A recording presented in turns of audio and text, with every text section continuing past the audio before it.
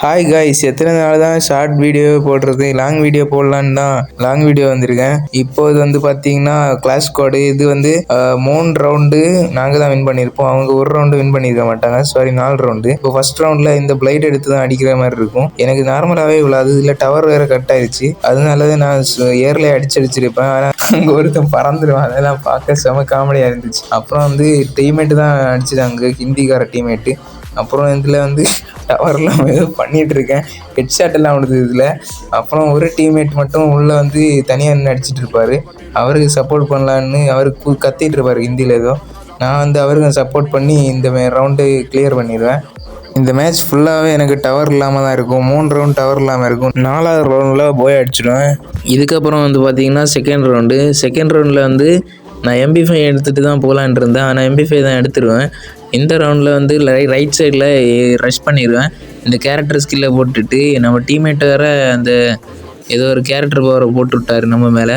நம்ம இந்த கேரக்டரை போட்டதுனால 2 பேர் நிற்கிறானுங்க ஒரே இடத்துல. ஒரு க்ளோவரை கரெக்டாக போட்டேன். ஸ்பைடரால் நம்மளால் ஒன்றும் பண்ண முடியாது, நம்மள்கிட்ட தான் ஜோசப் கேரக்டர் இருக்குல்ல. அப்புறம் ரைட்டில் ஒரு எனிமி இருந்தால் டவர் போயிடுச்சு. எங்கே சுட போகிறேன் என்ன பண்ணுறேன் ஒன்றுமே தெரியாது, டவர் போயிடுச்சு. அப்புறம் ஒரு வழியாக அடிச்சிடுவேன்னு நினைக்கிறேன். ஆமாம், அடிச்சிட்டேன். என்ன பண்ணுறதுன்னு தெரில. இந்த ஜியோ சிம்மை வச்சாலே டவர் போயிட்டுருக்கு, ஏன்னு தெரிய மாட்டேங்குது, என்ன பிரச்சனைன்னு தெரிய மாட்டேங்குது. அடுத்து இன்னும் ரவுண்ட் 3 வந்துருச்சு. டக்குன்னு அந்த ரவுண்டு முடிஞ்சிருச்சு. இப்போ ரவுண்ட் 3ல் பொச்சினாக்கு தான். பொச்சினாக்கில் இந்த பவரை போட்டால் மூமெண்ட்ஸ் ஸ்பீடு கிடைக்கும் இல்லையா, அதனால் ஸ்பீடாக உள்ளே வந்துட்டேன். லெஃப்ட்டில் வந்துட்டான். லெஃப்ட்டில் உள்ளான அடிக்க போனால் அங்கே டவுன் ஆகி கிடந்துட்டான். நம்ம டீம்மேட்டு சரியாக பேக்கப்பு சரியான இது. ரைட்டில் ஒரு நின்று வந்தால் டவர் போயிடுச்சு. இப்போ தான் குளோவால் எடுக்கிறேன். டவுன் ஆகிற 10 நிமிஷம் கழிச்சு தான் குளோவால் எடுக்கிறேன். என்ன பண்ணுறேன்னு தெரில. அடுத்தது டீம்மேட்டு அடிச்சிட்டாங்க. இந்த டீம்மேட்டு சப்போர்ட் பண்ணார்.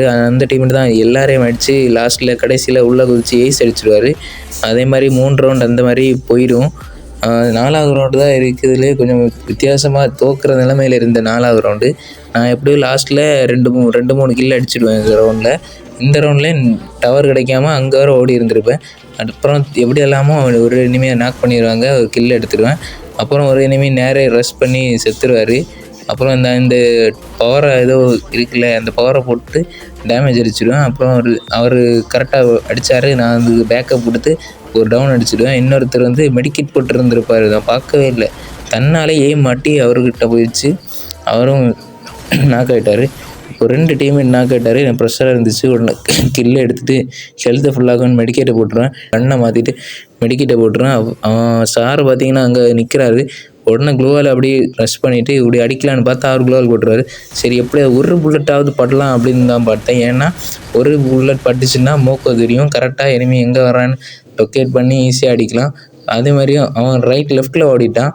லெஃப்ட்டில் ஓடினா டக்குன்னு முடிஞ்சவளோ ஸ்பீடாக போய் அடித்தேன். ஒரு க்ளோவால் போட்டு திருப்பியும் கரெக்டாக அடித்து இந்த மேட்சை வின் பண்ணிட்டேன். கைஸ், ஃபஸ்ட்டு லாங் வீடியோ ஆனதுனால இப்படி சும்மா மேட்ச் எடுத்து போடுறேன். இனிமேல் பார்த்தீங்கன்னா இந்த டிப்ஸ் அண்ட் ட்ரிக்ஸும் இந்த மாதிரி சும்மா மேட்சஸும் போடலான்னு இருக்கேன். ஒரு லைக் மட்டும் போடுங்க கைஸ். தேங்க்யூ.